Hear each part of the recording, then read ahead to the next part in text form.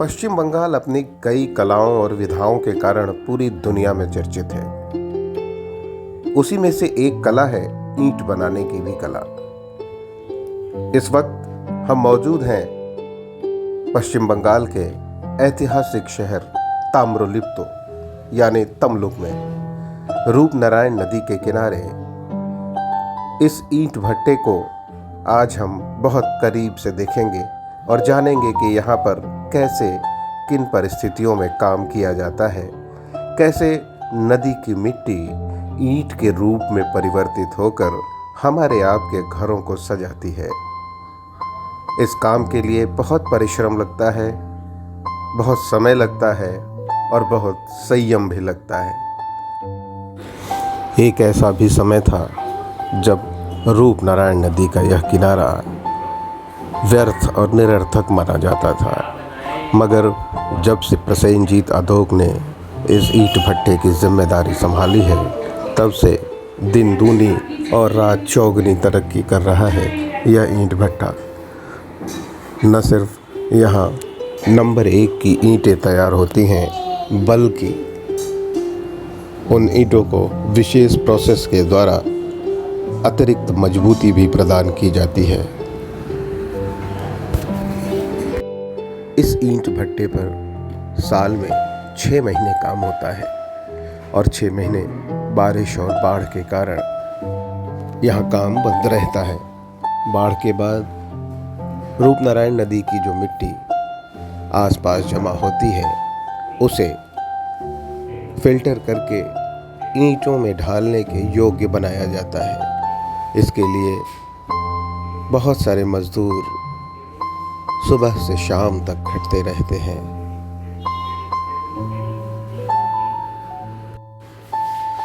आप देख सकते हैं कि इस वक्त 2 मजदूर बाढ़ के बाद जमा की गई मिट्टी को फिल्टर करने के लिए उसे उस स्वरूप को प्रदान कर रहे हैं, जिसके बाद वह इन ईंटों का आकार लेगी।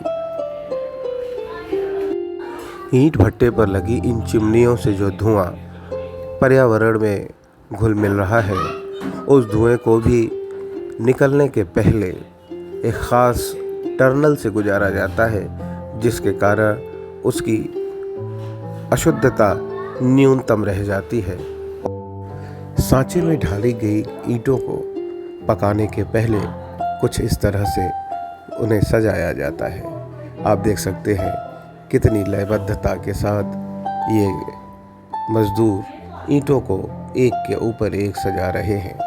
यह पूरा अहाता कुछ ही घंटों बाद कच्ची ईंटों से भर जाएगा और फिर दहकता हुआ कोयला इनके ऊपर डाला जाएगा।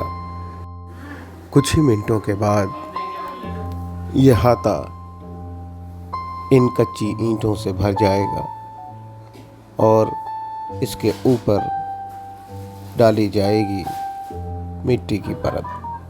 आप देख सकते हैं ईंटों को मिट्टी से लेपा जा रहा है। पकाने के लिए बहुत परिश्रम लगेगा, मगर यही परिश्रम जब सार्थक होगा तो किसी का घर बनेगा, किसी का दफ्तर, किसी के लिए मंदिर के निर्माण की सामग्री मिलेगी, तो कोई मस्जिद की दीवारें उठाएगा।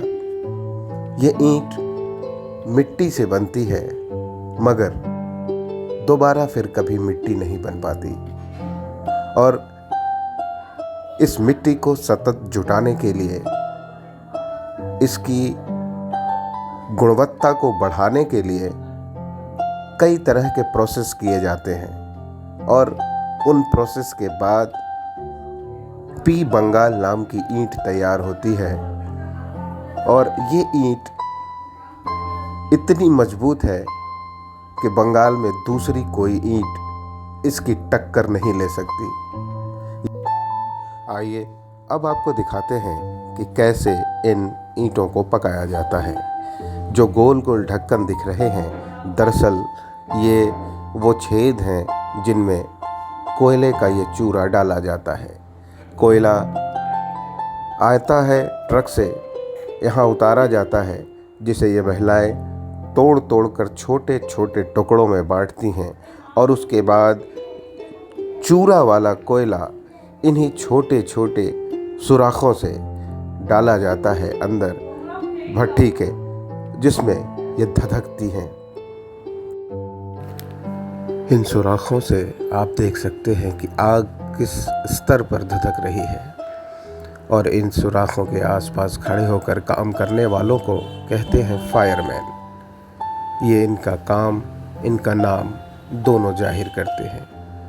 इन सुराखों की सबसे बड़ी खासियत यह है कि बाहर के वातावरण में मौजूद हर चीज़ को ये अपनी तरफ खींचते हैं। इसका एक उदाहरण अब से कुछ ही क्षणों बाद एक फायरमैन दिखाएगा, जो यहाँ की मिट्टी को ऊपर से डालेगा मगर उसका एक भी कण इधर उधर नहीं जाएगा। सीधा सब कुछ आग के पास, और इधर मजदूरों की टोली ईंटों को सरियाने में लगी है।